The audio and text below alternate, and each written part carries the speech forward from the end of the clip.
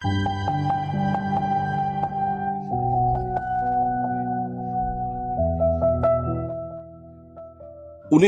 সালের মার্চ মাস, চারদিকে তখন পাকিস্তান হানাদার বাহিনীর নির্মম গণহত্যা চলছে। ঠিক সেই মুহূর্তে চট্টগ্রামের কালুরঘাট বেতার কেন্দ্র থেকে ভেসে আসে একটি বজ্রকণ্ঠ, বাংলাদেশের স্বাধীনতার ঐতিহাসিক ঘোষণা, যা কিংকর্তব্য বিমূঢ় জাতিকে দেখিয়েছিল আশার আলো, জুগিয়েছিল রণাঙ্গনে ঝাঁপিয়ে পড়ার সাহস। তিনি আর কেউ নন, মহান মুক্তিযুদ্ধের অন্যতম সেক্টর কমান্ডার বীর উত্তম জিয়াউর রহমান।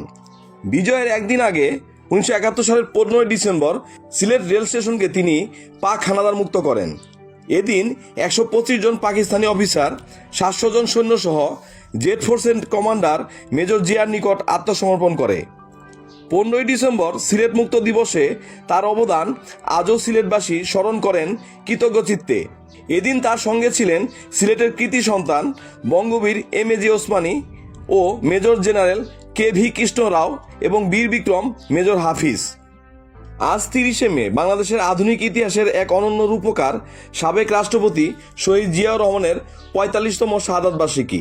1981 সালের এই দিনে চট্টগ্রামের সার্কিট হাউসে একদল বিপদগামী সেনা কর্মকর্তাদের বুলেটের আঘাতে নির্মমভাবে থমকে গিয়েছিল এই দেশপ্রেমিকের জীবন।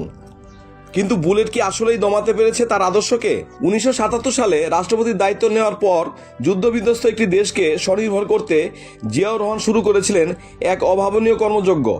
তার বিখ্যাত 19 দফা কর্মসূচি দেশের অর্থনীতিকে বদলে দেয়। গ্রামীণ অর্থনীতি চাঙ্গা করতে তিনি নিজে নেমে পড়েছিলেন খাল খনন কর্মসূচিতে। ঘরে ঘরে আলো ছড়াতে শুরু করেছিলেন গণশিক্ষা ও সাক্ষরতা অভিযান। তিনি কেবল দেশের ভেতরেই নয়, আন্তর্জাতিক পরিমণ্ডলেও বাংলাদেশের ভাবমূর্তি উজ্জ্বল করেছিলেন। মুসলিম বিশ্বের সাথে সম্পর্কের উন্নয়ন এবং দক্ষিণ এশিয়ার দেশগুলোকে নিয়ে সার্ক গঠনের মূল উদ্যোক্তা ছিলেন তিনি। দেশের ভেতরেও সব ধর্ম ও বর্ণের মানুষকে এক সুতায় বাঁধতে তিনি প্রবর্তন করেন বাংলাদেশি জাতীয়তাবাদের এক কালজয়ী দর্শন। 1978 সালের 1 সেপ্টেম্বর তিনি প্রতিষ্ঠা করেন বাংলাদেশ জাতীয়তাবাদী দল বিএনপি। 1981 সালের 30শে মে চট্টগ্রামের সার্কিট হাউসে গভীর রাতে স্তব্ধ হয়ে যায় এই মহান নেতার জীবন প্রদীপ।